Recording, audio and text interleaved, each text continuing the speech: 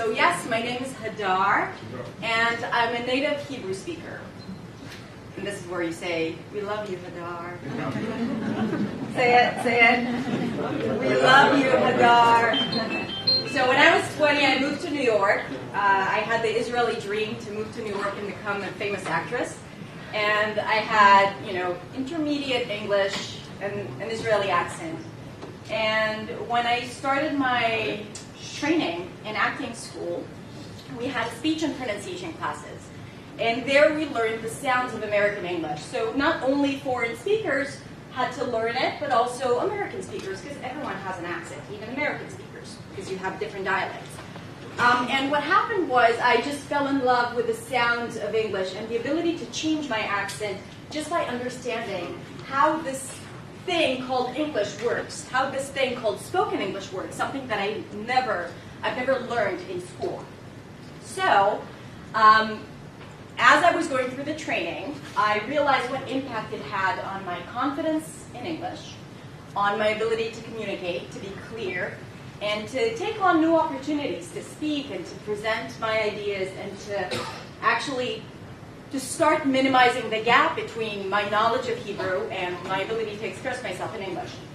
And for the past 10 years, when I moved to Israel, I realized that none of the language institutions here in Israel really dealt with how English should sound, right? What spoken English is all about. So I started teaching American pronunciation. And in a second, we'll talk about what is an accent, because sometimes people are like, "Oh, what do you need to change your accent for?" An accent is a representation of who you are. Everyone has an accent, so don't get me wrong. I'm not here to teach you how to become American or how to lose your identity. I'm not promoting that by all means, okay? The idea of this workshop, the idea of me teaching you those 10 steps that I've learned myself, that I've been teaching for the past 10 years. I've been teaching business people, entrepreneurs, actors, singers, politicians, Israeli speakers, and speakers from all around the world. I'm also a YouTuber, so I work with people from all around the world. I have an online school as well. So the things that I've collected from my own personal journey and the experience of my students, I collected them into 10 steps. The 10 steps that I believe will help you gain confidence, clarity, and freedom to express yourself in English. So, what is an accent? What do you think an accent is? When you think of the word accent, what do you think an accent is? The way you sound. The way you sound, right? It's like everything, the way you pronounce things. For example, what do you pronounce? Accent. Accent. Right, so accent has to do with the pronunciation of sounds.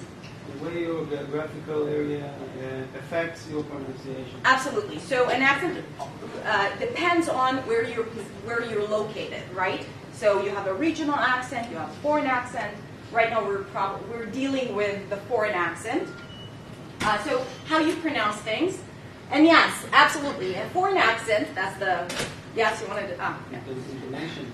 Intonation as well. Great. Okay, this is something, so pronunciation, how you actually create the sounds in your mouth, and intonation, which is everything else, the melody, the rhythm, right? In Italian, if you want to ask a question, you can just change intonation. You can, actually it's true, and Italian rhythm, right, the rhythm and the stress patterns are very contagious. So do you know that thing when you start speaking to a person that has an accent, and you start imitating their accent? You're starting to speak like them with a rhythm, especially Italian speakers where the rhythm is very contagious. Okay, so a foreign accent is application of phonological rules and sounds of one language unto another, which basically means, these are fancy words, to say speaking English, but using the sounds, intonation, and rhythm of your native tongue, whatever your native tongue is, Hebrew, Russian, Arabic, Japanese, Chinese. But as one of my students said the other day, English is, an accent is basically the performance of English. Taking everything you know and you feel and you detect, you have intuition about, and you execute it, right? How everything comes out of your body and your mouth and hits someone else's ears. So, Today we're going to talk about why it's important to understand how spoken English works, right? What's the essential elements of English? And we're going to talk about it as we go through the 10 steps. So step number 1 is perceive the differences. So first of all, you have to hear the differences between the sounds in your native tongue, or the melody patterns in your native tongue in English, and the different sounds in American English, because sometimes there are sounds that are so similar that for us, we barely notice them. So in order for you to be able to create those sounds, you have to first hear them, right? So let's try something. And let's try to figure out how this thing works. Okay, so can you hear the differences between, let's begin with something simple, they and they. Can you hear it, the difference? Yeah, they and they, good. What about least and list? Yeah. Okay, so you see that there is a difference, but it's harder to notice, right? And definitely harder to distinguish when you say these words, right? Least and list. I'll teach you how to distinguish between those two in a sec. What about, now I'm going to say the same word differently. What about well and well? Mm-hmm. Do you hear the difference? What's Well. good? And where is the difference? L. The L. Great. So the first one was my Israeli L, well, and the other one is well. And to be honest, it has nothing to do with the Israeli L. They're spelled the same, right? But the Israeli L is here, la la la. And in American English, it's created here, well, well. Anyone?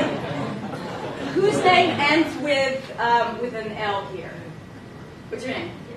Yael. Okay. So Yael. Right. So for example, if you go to an American speaker and you say, "Hi, my name is Yael," and they don't see it in writing, right? They're probably not going to detect it as an L, if they don't know the name in advance, right? They'll probably think that you're saying like Yael or Yair, like you're substituting a different sound in English. Has that ever happened to you before? Yeah. So, especially in Starbucks, right? The Starbucks effect. That happens to American speakers as well. If the name is Gil.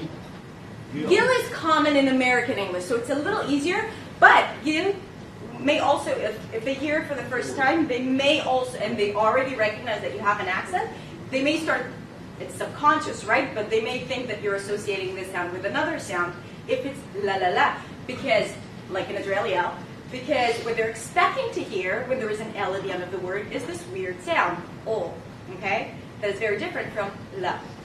They have it at the beginning of the word, like light or philosophy. Then it's closer to Hebrew and still different. What about pay and pay? Yeah, the P is different. Pay. What's different about it? Good. P. Right. We have an excellent student here. Yes. Very good. So, have you noticed it? Have you heard what she said? No. Okay, so I'll say it again. I'll say it here. Pay. In slow motion. Pay. Say it with me. Pay. Right. Okay, so, נגיד לכם עכשיו בעברית, תשים את זה פה. Okay, someone coughed. I'll say it again. תשים את זה פה. אני רוצה את הפיצה. נכון? It sounds like I have an accent in Hebrew. Same thing in English, when they hear there's a lot of people here, people instead of people, right? It sounds different. Now, this is not a big deal, because even if you say people with an Israeli P, it's still okay. Everyone will understand you. This is not one of the first things I teach. But, as I said, you need to start listening to the language differently and start recognizing those patterns, because when you can hear them, you can say them. Now, where are you coming from? Where are you coming from? Where are you coming from? Where are you coming from? Where are you coming from? Right? I just applied the Israeli intonation pattern into English, an English question. Whereas in English, I usually drop down at the end when I ask questions where I'm trying to gain more information. Where are you coming from? Let's say it together. Where are you coming from? Right. Let's try the Hebrew version. Where are you coming from? Where are you coming from? That's easy. Say it. Where are you coming from? Right. Now, this is a little less clear and more ambiguous. I'll give you the guidelines today, but as I said, we can't take anything for granted anymore because sometimes we do things that are very intuitive and organic and feel wonderful to us, but they don't serve the language very well, especially when it comes to intonation and stress. So when it comes to American accent, I divided it into three: pronunciation, the actual production of the sounds; intonation, the melody; and rhythm, the long versus short, the stressed words versus the unstressed words.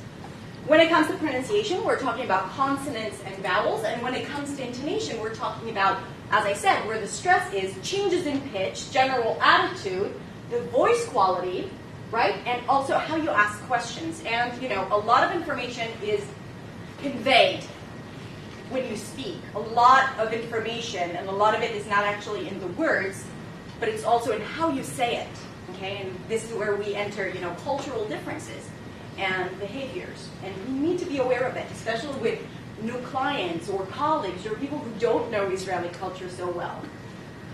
To improve your perception and listening skills, here's what you should do. Pick a speaker that you like. And, you can find a politician or an actor, an actress, or a tech speaker, and listen to them. Then, try to repeat it, okay? And record the whole thing. So record the person speaking for a line or two, pause it, repeat it, and then listen to the two versions, right? The original and you, and compare it. And notice the places. You don't need to be able to say exactly if it's the P or the L, but, words or patterns that you recognize that are different. This is how you start noticing those nuances. Sometimes these are not nuances, right? Reish versus R, but you need to be able to recognize the things that you are doing differently, okay? So detect those things and gradually start to know what you need to focus on, because each person here has an individual needs and an individual journey. So once you know what your main sounds are, and of course what we're going to do today is we're going to do the whole process of perception, because we're going to talk about all the important sounds. And then you need to decide what are the important sounds for you. And then you need to know how to pronounce those sounds. So, get your tongues ready. Pronouncing consonants. Ready to break your teeth? The TH sound. Who struggles with the TH sound here? Just one person? Just you? Some cannot get rid of it. Some got rid of yeah, exactly. Sometimes you spend years trying to get rid of the TH and then me telling you, stick your tongue out. No! My speech pathologist said no. Okay. So when you pronounce the TH, your tongue has to be out, okay? So the tongue comes out, and air passes between the tongue and teeth, creating this friction sound. Right? So the tongue has to be out. As in the word think. Think. Thought. Theory. Authentic. Pathological. Very good. Put your hands here for a sec. And try, right? It feels like an F or an S, right? And then try to make a sound. Stick the tongue out more so it comes out. Yeah, exactly. Don't keep it inside because then it's going to become an S or a Z. Give me a word with the sound. Those. Then, those. Good. What else? There. The father, right? Another, say with me, another, right? So you don't want it to sound like another or, another, with the Z sound. Again, in the word another, it's not a big deal, because if you say another, everyone probably will understand you, but then we have all those minimal pairs. And then it becomes confusing. Let's begin. They versus they. Good. Don't be afraid to exaggerate and prolong the TH when you practice. Again. Thought. Again. Good. Make sure to pronounce it as one vowel, thought, and not thought. Okay? It's not two sounds here. It's not thought. Thought. An Israeli O that you kind of open and drag versus taught. And then we have 3. And that's an easy one. Well, not always. We still have the R. Think versus sing. Very good. And sometimes it's a matter of life and death, as you can see Mein Sektor. Das hier ist das wichtigste Gerät des Küstenwächters. Das Gerät und das Gerät. Überlebensradar.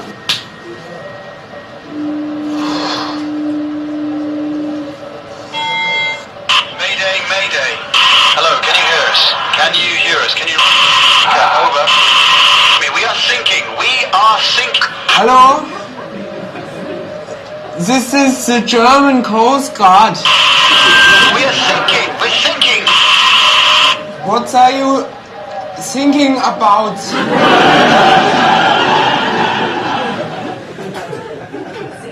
It's important to work on your TH. It gets really tricky when it comes in a sentence, right? Let's try the 3 feet. The 3 feet. Or is the car there? What's tricky about the sentence? What's the hardest part? Is the car there? Say it. Right. So what's the trick? Is the, right? Because for the Z, you have to keep your tongue inside, and then you have to stick it out really quickly. Is the, no cheating here. So you're going to train your muscles. It's all about developing muscle memory. Is the. When you're stuck in traffic, is the. No, that's the sound. That's a D sound. So when you're stuck in traffic on your way to work, right? That's what you need to do. Is the. Please think things through. These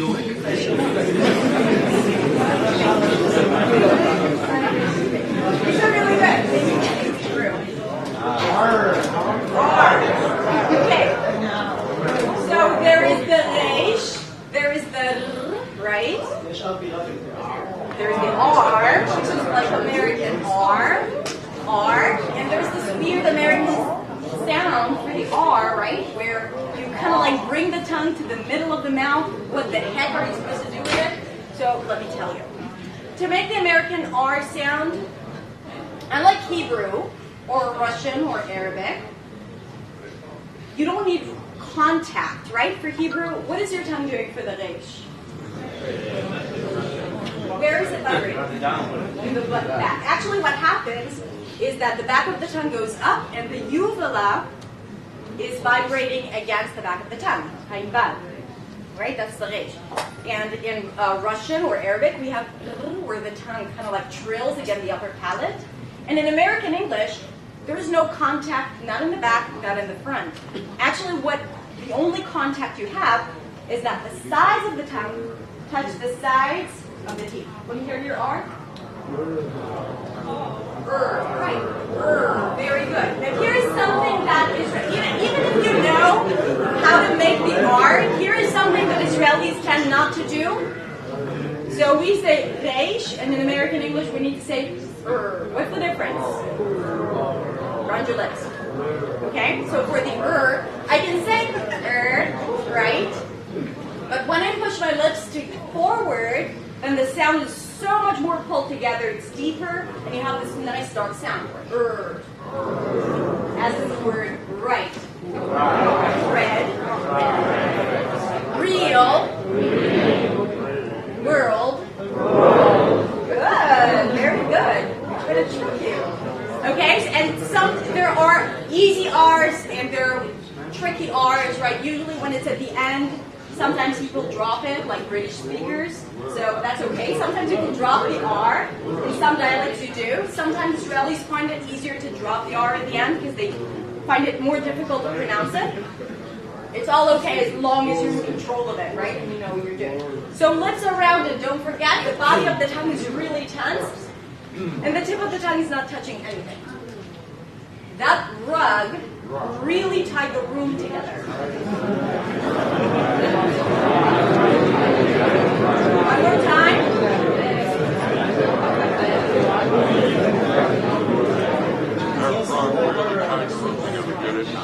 Fucking A. This guy peed on it. Can't hear. Okay. I don't want to mess up. Okay. Vowels. So I know what happened. The sound was a little too low. Good to know. Perfect. Yes, great example. Mir, er, har. Here's my tip. There is no O and there's only one R. Okay? Just say it as mirror. Mirror. Okay? Don't try to say the O because there is no O. You'll see in a second why. It's not mirror. It's not even mirror, right? Just try to say mirror. Yeah, it's kind of like a dog barking. Same thing with air, and horror movie. Okay? Do not be afraid of the R's. You can master them. Who wants to read this paragraph? The Chief. Okay, so like what? Say it. Okay, so you distinguish the length, right? One was long, chi and chi. That's good, but not enough. Okay? The first one was good. Chi, tense. Okay? The chi, right? It's as if you're adding a little y sound to it. Try it. Say it with me. Chi. But the second one, let me tell you this, although it's spelled with an I, it actually sounds more like an e. Try it. Chip. Not bad. Chip. Kid. Kick. Pitch. Listen. Listen. Right? Listen. Listen. And we have a lot of very similar words like sheep and very good. So in Hebrew, we only have one E sound, and it's right there between the tense E and the relaxed E. So, even if we know that there is a difference between those two, when we speak fast, when our muscles are not trained to pronounce it differently, because when it comes to pronunciation, it's all about changing habits and developing muscle memory, so you need to know how to practice it, and practice is important. So, then we usually say something like sheep and cheap, right? Especially when we speak fast or when we don't think about it. Reach, like I've been trying to reach you, reach, and rich. Feed and no, live, right? I'm going to leave here. I said with my Hebrew accent, I'm going to leave here. It's not clear. Was it I'm going to leave here, bye, or I'm going to live here because this place is so beautiful. Live, right? And of course, let's save you from awkward situations. When you invite your guests to check out our beautiful beaches, you want to make sure it sounds like beaches. So, beach, and no problem here whatsoever. You can censor it. Okay. It gets even worse when you're trying to say sheets. Or spreadsheet, right? It's spreadsheet. Okay. Say again. Try haul the pool. So again, two oo sounds. One is a tense oo, as in food. Room. So it's not room, food.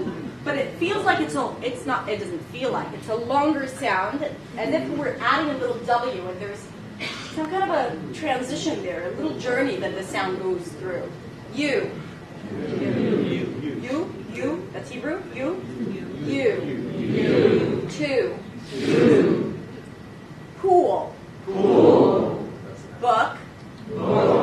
Look. Good. Right? So it's not good, look, book. Book, look. Good. And we have some pairs like pool versus Paul. Try it again. And we have fool versus full. Good. And it shouldn't sound like fall. That's a different word. And then we have who. Short for who would. And yes, hut. Very good. And hut. This is who. And this is hut. Oh, and I forgot to say one important thing. Spelling does not correspond with pronunciation.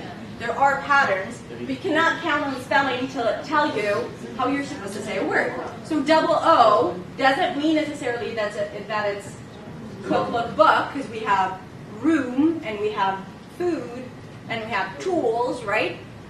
In this case, you just have to recognize that there are these two sounds and start categorizing the words, right? And I bet that you know, now if you look at a word and you'll try both options, you'll know. If you know the word, you'll know if it's tense or relaxed. You just need to get the right pronunciation. So try it with me again. Food. Versus, add that extra W at the end.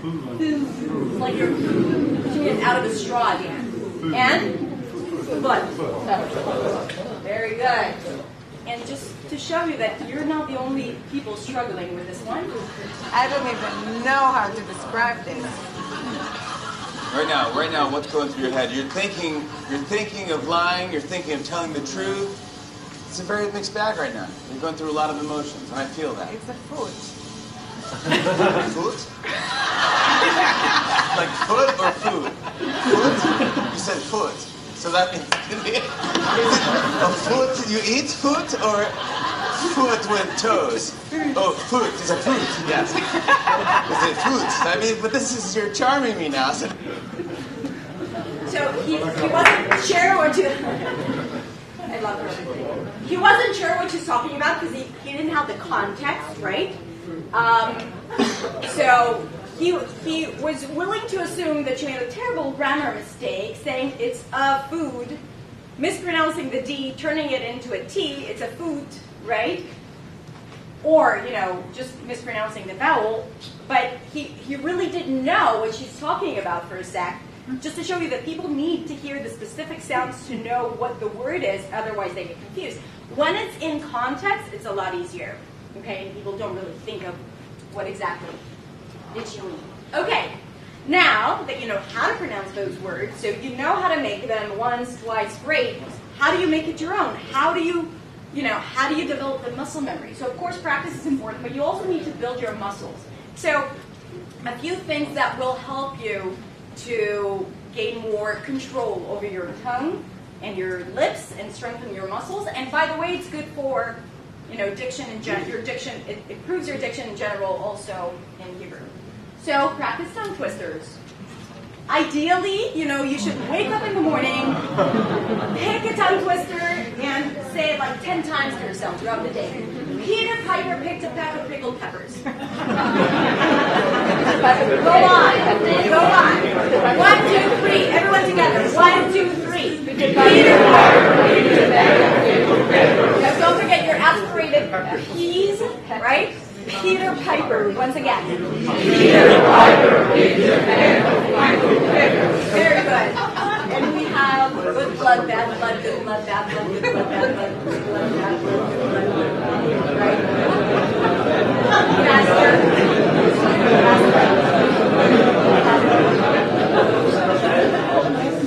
Who's the brave? Who's the brave person who wants to try it on the drone? Or her own?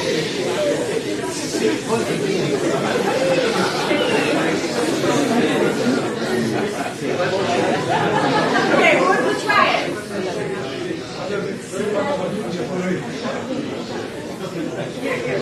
Yeah, make the tomato. Stand up. Sick chicks.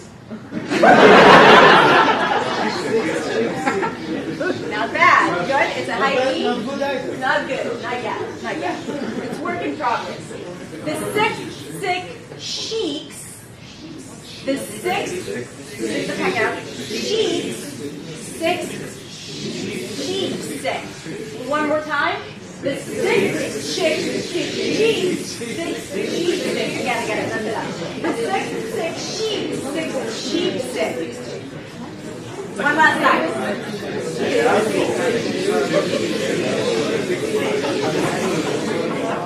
Okay, another practice, another very effective practice is to, if you're alone, reading a book, reading your emails, just read it out loud, over-articulate the sounds, okay?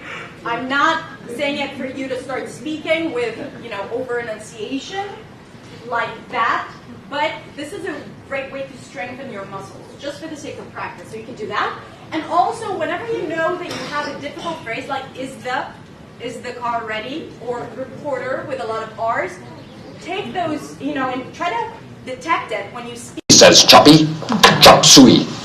Mickey Mouse shrieked in pain as the bear trap severed his right leg. Oh! Chuckwalla. Wendy wore her wedding dress to the orgy. Wendy wore her wedding dress to the orgy. Orgy. Cornerstone. Cornerstone.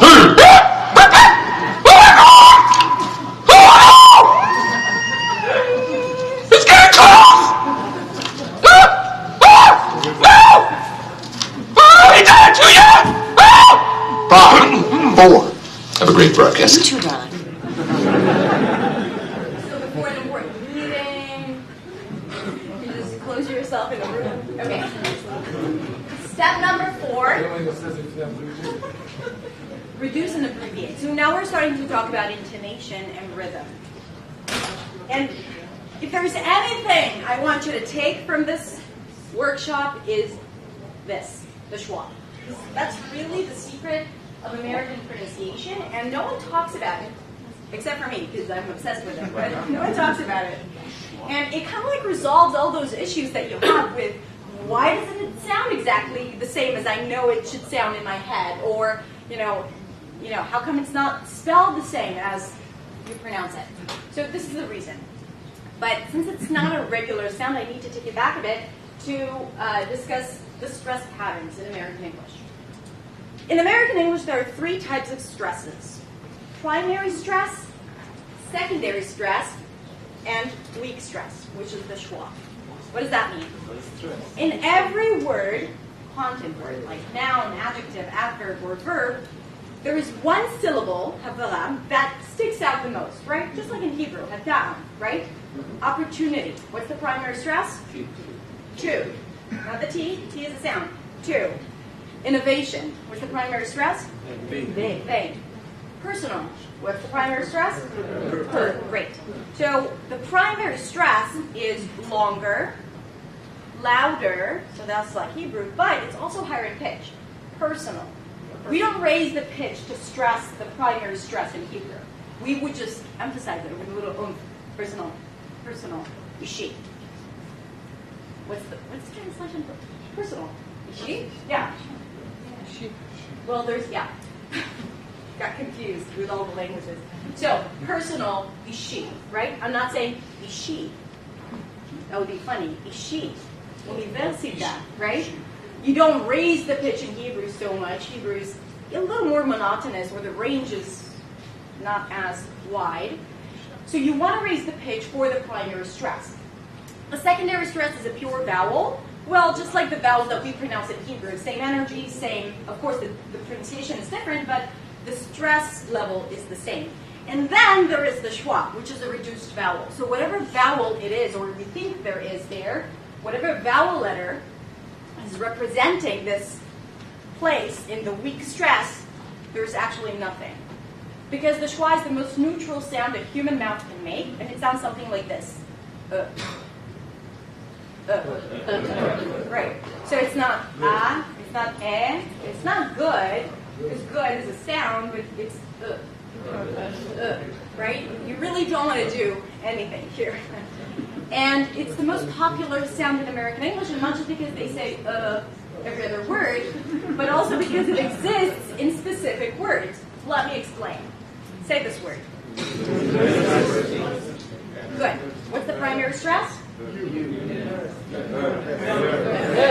Let's all say it together and clap once when we say the word. Ready? 1, 2, 3. University. When did we clap and what syllable? Okay? We feel the primary stress. We know where it is. Sometimes when we analyze, we get to, we mess it up a bit. But Israelis usually don't mess up the primary stress. So the ver is the primary stress. So therefore, it's going to be higher in pitch. University. Say it again. University. Good. And don't go louder, just go higher in pitch. So it sounds something like da da da da, right? University. Now, this is me telling you. The U and the E are secondary stresses. So we pronounce the full vowel. U, ver, and the T is a flat T, so it sounds like a D. But although there are two I's here, it's not university, right? I don't pronounce every single vowel that I see here, university, but because there is no I, these are schwas. So it's U, N,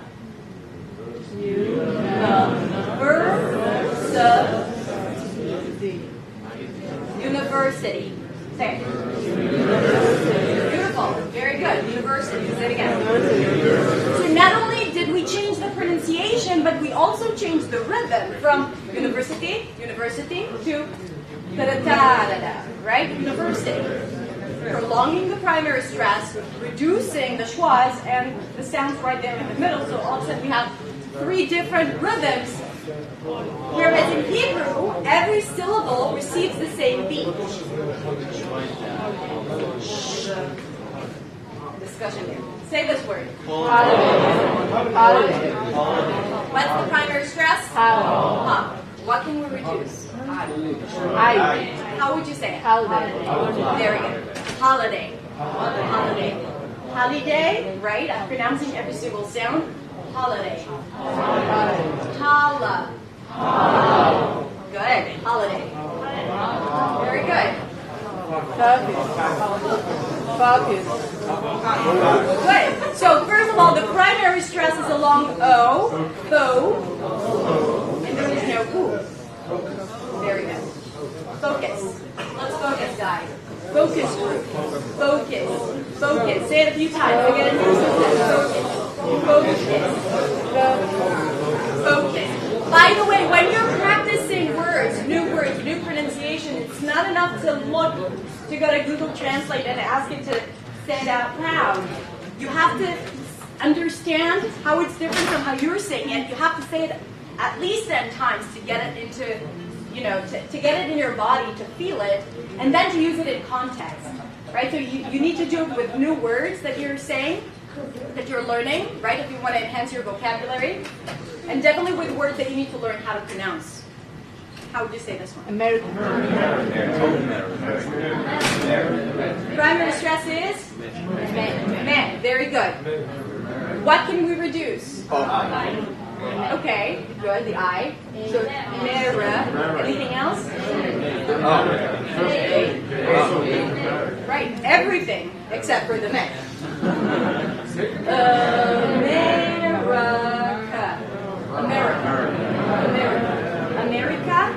America.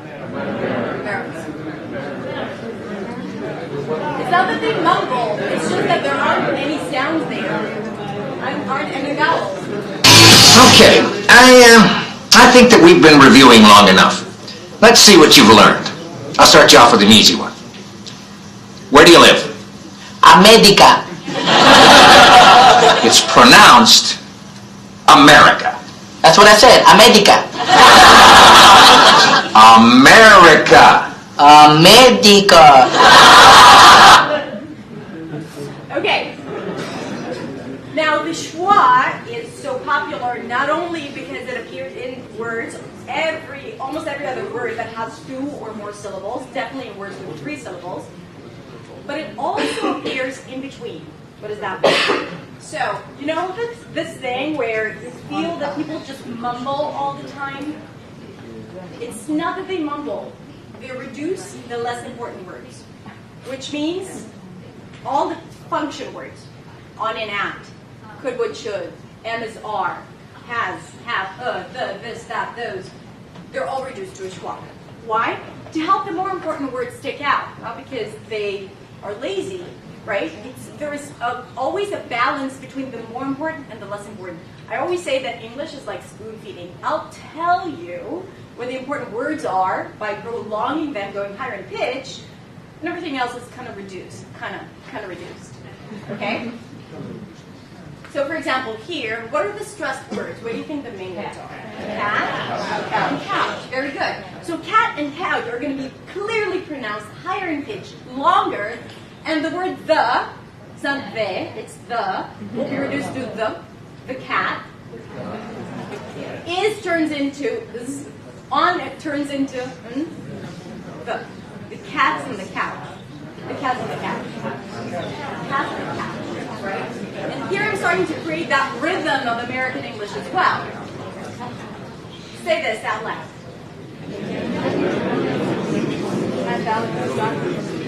Can you tell me who is going to be speaking next? Try to compare it to, can you tell me who's going to be speaking next? Can you tell me, can you tell me who's going to be speaking next, right? Who's going to be, can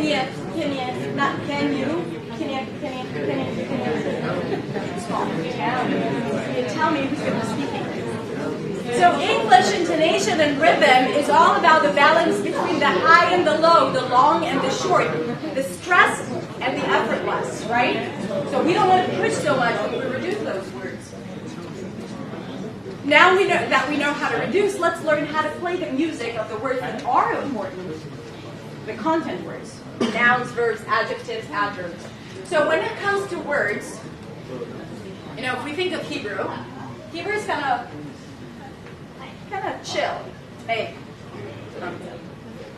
Hi. Right? So we start and end on the same note. Hi. Hey. Right. Now in English, American English in particular, in this case, there's always a shift from high to low when you stress words and when you word, especially in readings, right? And when you say words separately, especially with one syllable. Hi. Good. Now, I'm not trying to take you to make it become the caricature of American pronunciation. Hi, oh my God, right? No. But understand that there is a difference between hi to hi. Right? It feels differently, right? And when it comes to a certain culture, that's what they're expecting to hear. When they hear something else, it means something else, right? Than hi. Hi. Especially when they ask you, how are you? And you're like, good. Good. It may come, you're not thinking about it, you're just answering, good, okay, let's talk about the business. That comes across as a little short, maybe rude, maybe like something's not good and you're not really saying, because they're expecting to hear that live from high to low, good. When something's really good, I always say that, good, right? The higher you go in pitch, the more stressed the word is. Good. Nice. Your pronunciation is really good. You're not saying good. Same thing in words, right? 2 syllables, hello. Every syllable receives a different pitch, right? It's not inconceivable, right? Inconceivable, inconceivable. Right? So listen to his melody, right? Otherwise, inconceivable. Every syllable. Inconceivable. Inconceivable. Inconceivable! You keep using that word. I don't think it means what you think it means. Okay. So in phrases, same thing. If the primary stress in a word is higher pitch, so the main word in a phrase is higher pitch. Okay, same pattern. How are you? How are you? Hebrew. How are you? How are you? And in response, they can say, good, how are you? I changed it. The R was reduced to a schwa. How are you? How are you? How are you? Right? Now, what do you think the stress words are? Now, I'm not talking about the main stress, but the words that we want to go for. Talk, problem. Okay, so we have think, talk, and problem. Content words. Right. Now, who wants to say it with his or her most Israeli accent?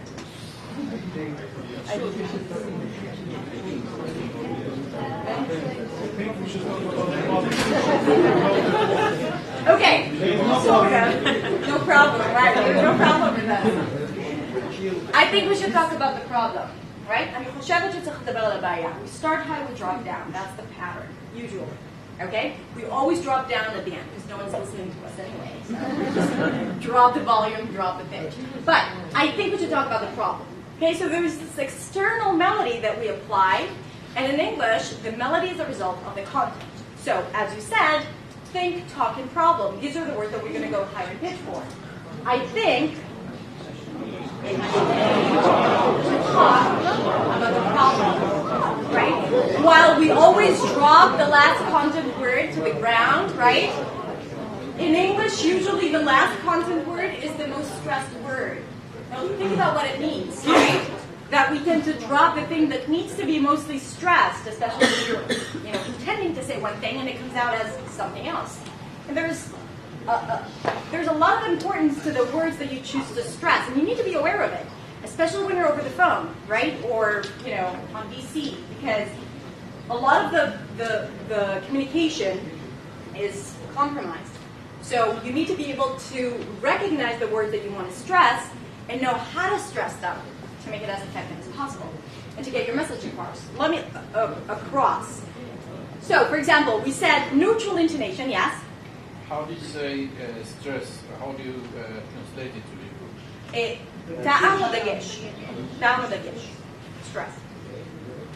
So, neutral intonation, like I'm just saying the sentence with no, that it doesn't need to be in context. I think we should talk about the problem, like we just did. Now, of course, I can say something like, I think we should talk about the problem, right?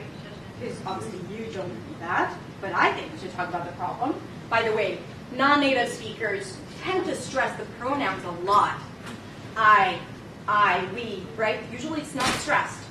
So again, think of stressing the verbs, the nouns, not necessarily the I's, unless it's you in comparison to someone else. So it's okay to say it like that in the right context. I think we should talk about the problem. Say it. I think we should talk about the problem. I think we should talk about the problem. Not email about it, right? Or I think we should talk about the problem and not what we're going to have for lunch. I think we should talk about the problem. Right? So, of course, you can choose. There is the neutral intonation where all words are kind of like stressed and there's hierarchy between them, and there's focal intonation where you choose specific words to, express a certain situation. Okay? Like you see here.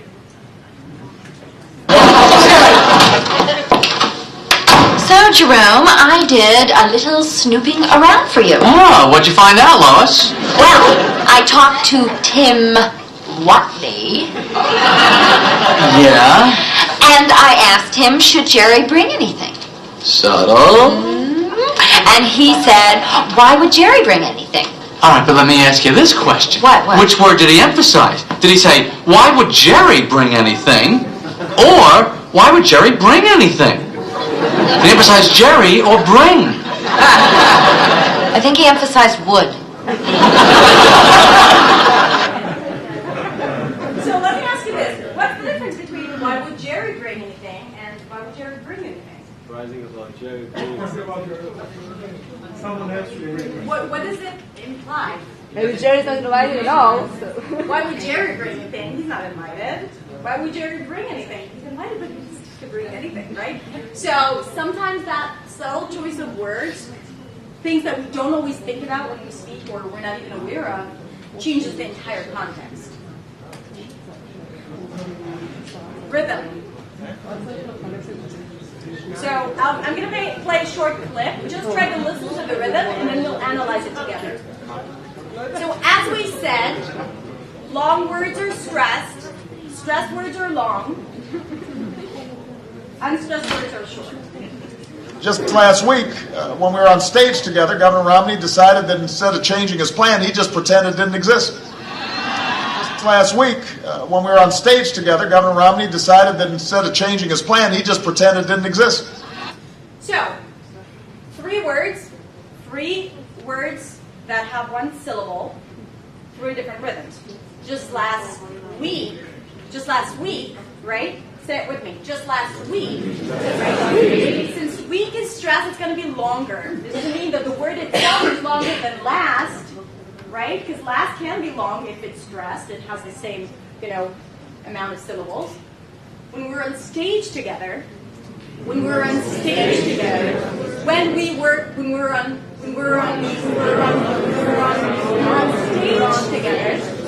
And stage is longer, Governor Romney decided that instead of changing his plan, so we have governor, 3 syllables, a word with 3 syllables that is shorter than that last word that has 1 syllable, okay? In Hebrew, every syllable receives the same beat. Governor Romney decided that instead of changing his plan, right? Governor Romney decided that instead of changing his plan, right? Plan, I really want to stress that plan, right? And then I prolong it. He just pretended it didn't exist.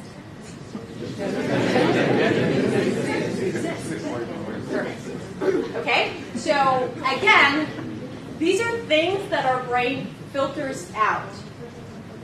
Because we don't need that in Hebrew. But once you start recognizing it and listening to it differently, you can start applying it gradually.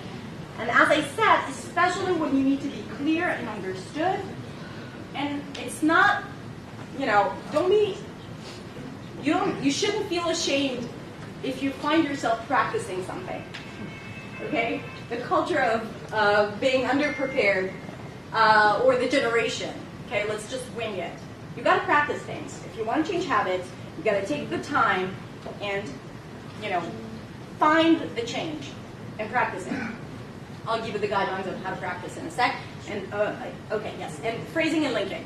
So, one more thing you need to know about English, that it doesn't begin at the beginning and end at the end.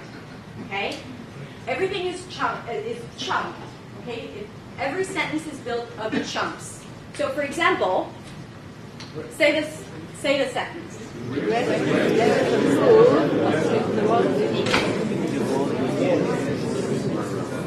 So of course we're reading it, so it's easier to begin at the beginning and end at the end and not take any pauses. But if we listen to him say this, the greatest trick the devil ever pulled was convincing the world he didn't exist. Right? It's really clear where the pauses are, and they're like mini pauses. It's not taking a long breath in between.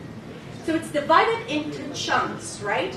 Everything's divided into chunks, and in between those chunks, all the words are connected. Consonants connect, right? A chunk should be perceived as one word. Big place. Say it with me. Big place. You are. You are. Consonants and vowels connect. So if I have the phrase take it, I'm going to say it as take it. Take it, right?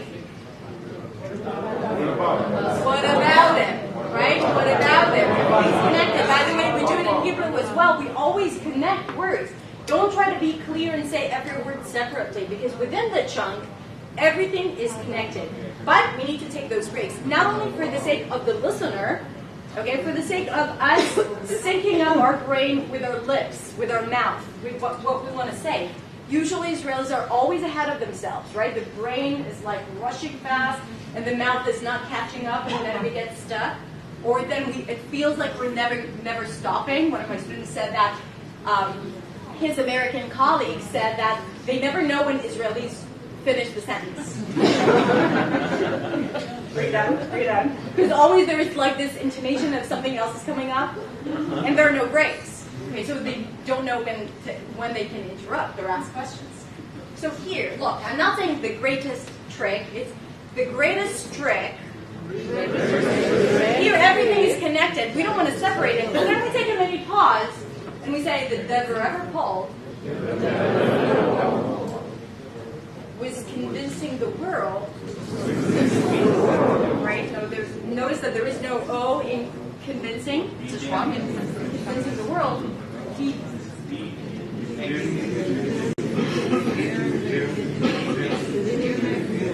So technically there is a T there, but the T after an N is not always pronounced, as in the word 20. Didn't exist.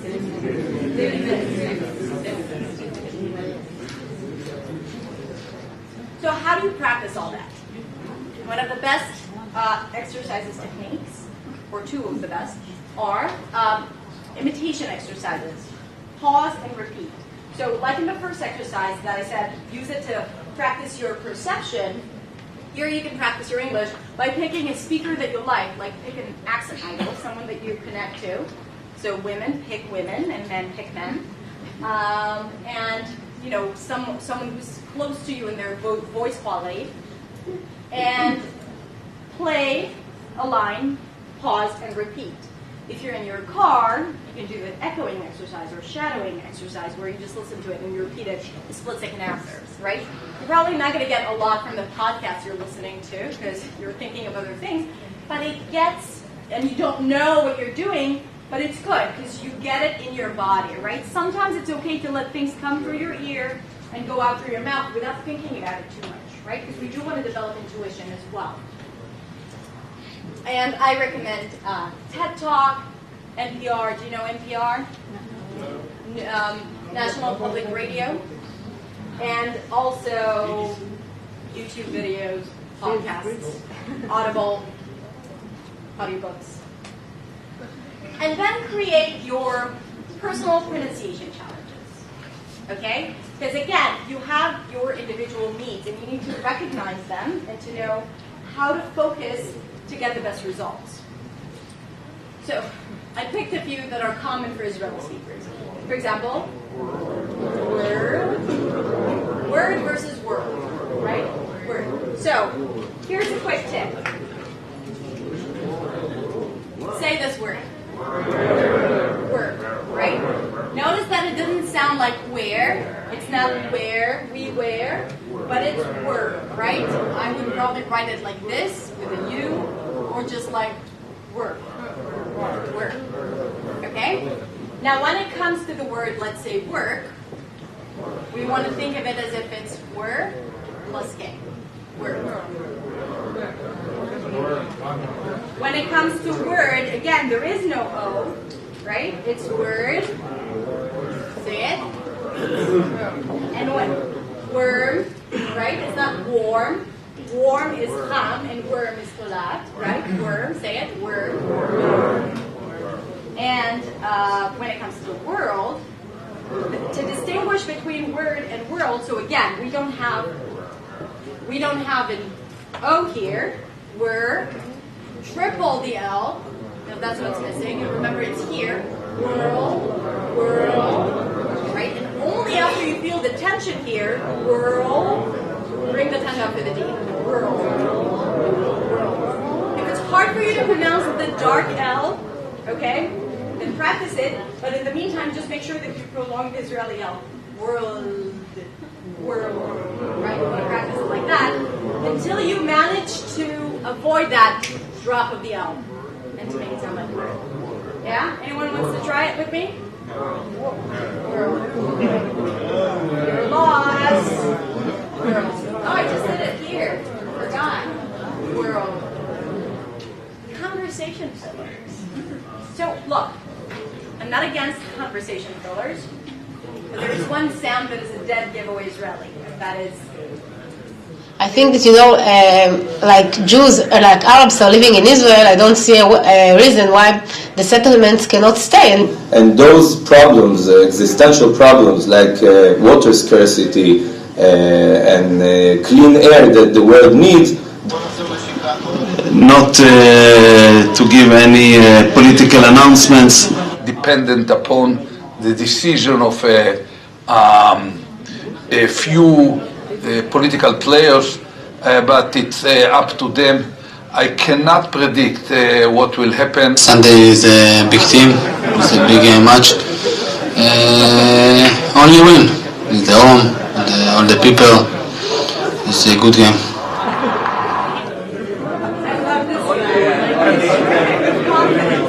Okay, again, I'm not against conversation fillers. I use them all the time, okay? But to soften it, you can turn your A into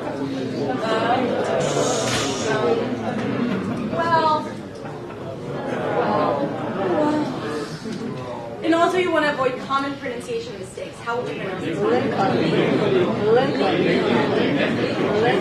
Very good. The lady in black, Lincoln. There is no L. Lincoln. Abraham Lincoln. Or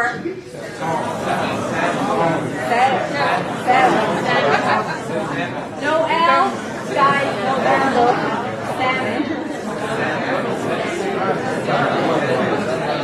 Go to the dictionary. You'll see there is no L. I have a funny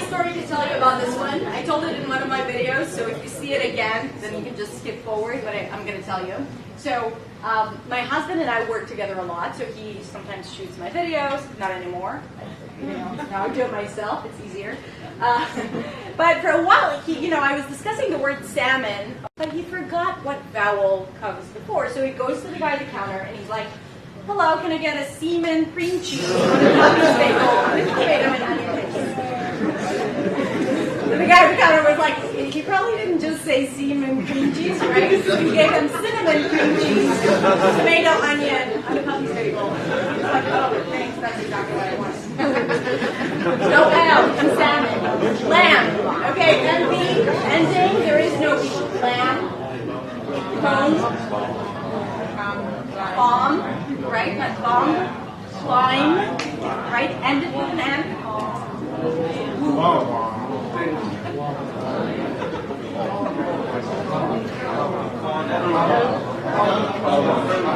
Very good. Talks about it? Yeah. So, the one word in English that has an L in the spelling, but it's actually pronounced with an L. American English, you actually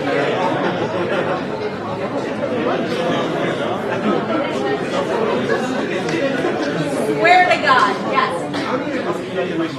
What you teach in American slang? Oh, I don't teach American slang. If I was to see a YouTube video, okay, how do you pronounce everything correctly? Just dropping words. Okay, so that's a good question.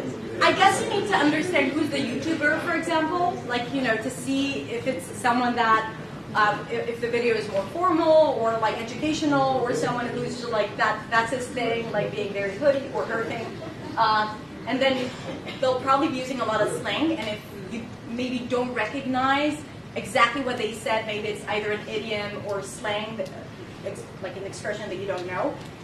I think what you're referring to is kind of very colloquial English, when they really speak without enunciating the words or just slurring words, right? Is that what you mean? When people are really unclear because they're unclear? Well, here's the thing.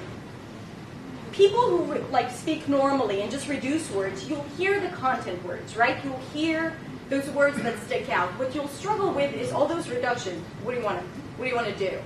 Okay? So when you listen, especially if it's difficult for you, let's say, to watch television without subtitles, okay?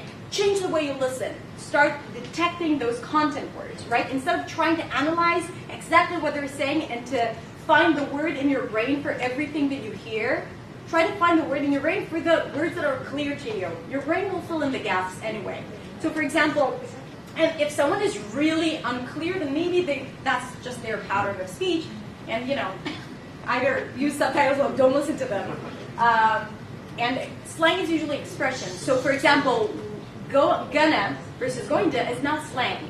I wouldn't use it in a formal letter, right, or email, but it's used all the time on the news, in speeches, right? People don't say want to. They say wanna, okay? Unless it's stressed. So this is not really slang in American English, again. British English is a little different, and there are less reductions of those functional words. So going into, listening, if we think of what do you want to do, right? If I say when every syllable receives the same beat, what do you want to, 5 words, should reduce to what? What do you want to do? What do you want to do? And you hear the do, and you hear the wanna, and then you can figure out what the sentence is all about. What do you want to do? Step number 10, practice makes better, because we are not looking for perfection. Perfection is inhibiting. It's not possible. We don't have perfection in our native tongue, okay? And I have so many students who are like, I'm afraid to talk because it's not going to sound right. It's not going to sound like a native speaker. And that's the worst thing, because the only way to learn is to make mistakes, right? You make a mistake, you understand that you said something wrong, you recognize it, and then you change it. If you're not speaking, you're afraid to speak, you're afraid to, speak out your opinions in a meeting because you're not sure how to end the sentence, or you're not sure how to how to say what you have to say, the only person losing here is you, right? You're not learning, you're not growing, you're not discovering what your challenges are, and you're not being heard, which is the worst. Okay, someone else will say your idea. So, practice makes better. Always practice, always come prepared, but don't be afraid to speak up. Don't let perfection overrule you. Okay, so if you want to reach fluency, fluency is a result of three pillars. Knowledge, right? You need to know the words, you need to know the sounds. Practice. And confidence. Okay? Because you can know everything and you're practicing, but if you don't have the confidence to speak up, then obviously you will not reach the fluency that you want. And of course, knowledge and practice will give you the confidence. So how do you practice? You've got to build your individual learning strategy. You've got to treat it like a project. You've got to say to yourself, okay, this is the task, this is the goal, I have goals, set the goals first. Don't just go with the flow. Set the goals. I want to be more confident. I want to be able to speak in public without being afraid. And then build your individual learning strategy. And I always follow the 80-20 rule. Don't learn everything out there, not even everything that I was teaching you today. Just focus on the things that will get you the best results. You know this rule, right? 80% of the results come from 80% of the causes. So learn the 20% that will help you improve, right? That will get you the 80%, okay? Which means, if you have the resh, work on the R. Don't work on the P's. Don't work on the flap T's and say better instead of better. Say better, but work on the R. It'll improve your pronunciation greatly, okay? Don't focus on the less important things. If you struggle with reductions, don't worry about it. Don't reduce, but make sure you stress the right words. That's more important. That will get you the results. Once you own it, then start practicing the other things. So identify the components that will get you the best results. And a few things that can help you do that. Once you identify those things, right, those elements, everything that we talked about today, a few things that can help you. First of all, speak slower. Don't go so fast, okay? We always speak a little faster than we think. And speaking slower will help you become clearer, but also will help you kind of like as I said before, sync your mouth with your brain, slow you down, take pauses, read out loud whenever you can, okay? That really helps. No more passive learning, no more reading books, listening to podcasts, and not understanding why your English is not improving. Okay, you've got to turn it into active learning. So if you're hearing something, talk back to it. Speak as much as possible in English with your colleagues at work, with your family, okay, with friends. Create situations where you have to speak in public, out loud in English. Focus on new sounds. So every time you practice, focus on the sounds or the things that you want to accomplish or change, like the R, like the intonation patterns. Record yourself. We always sound differently in our heads than we do in real life. Okay? So that would give you an indication where you were located. Play it back. Use a mirror. What is that? Forget it. Play it back. And play. So true. And play it back and listen to yourself. Use a mirror, right? Again, same thing. People think that they round the lips when they say the R, but they don't really, because the muscles do not obey them. Okay, so use your lips as, create and practice useful word lists. Okay, only practice the words that you need to use in your day-to-day life. Enhance it, right? Start using more words.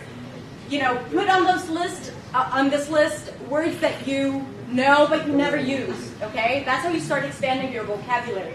Don't memorize 300 words a week. It's going to last for that week and that's it. You won't be using it. You have to make it accessible. Okay, so to do that, you have to, you can make a list and always use these words in context. Repeat them a few times just to get the feeling of the muscles and then use them in context. Imitate people. I used to walk behind people and listen to them and then repeat what they were saying. Never been caught before. Find Anglo-Saxon friends to speak to. And if you can't find any friends, talk to yourself. So simulate conversations in your car, like, speak to the people around you in English. If you can't speak out loud, think in English. Start developing your ability to think in English. So whatever you're seeing around you, don't run into your phone whenever you don't have a second. Put it on the side and just look around you and describe to yourself in your head whatever you're seeing, right? It's a very simple tool. You can do it for 5 minutes a day, and it will get you amazing results. And I know that because I've seen it on my students. Most importantly, have fun. Because it's all about communication. It's all about expressing yourself. It's all about feeling great about how you sound, not feeling inhibited. And, of course, minimizing the gap between your knowledge of English and your ability to express it, and minimizing the gap between how expressive you are in your native tongue and how expressive you are in English. So, remember, you need to perceive the differences to pronounce the sound. So that's just about practice, repetition, drills. Build your muscles, okay? Tongue twisters, warm up, reduce and abbreviate. So reduce the parts that are less important, stress the parts that are important. Understand that these two together create the rhythm of American English. Recognize it, listen to people speak, and detect the rhythm. Practice it, and start taking pauses. Breathe. Use imitation exercises.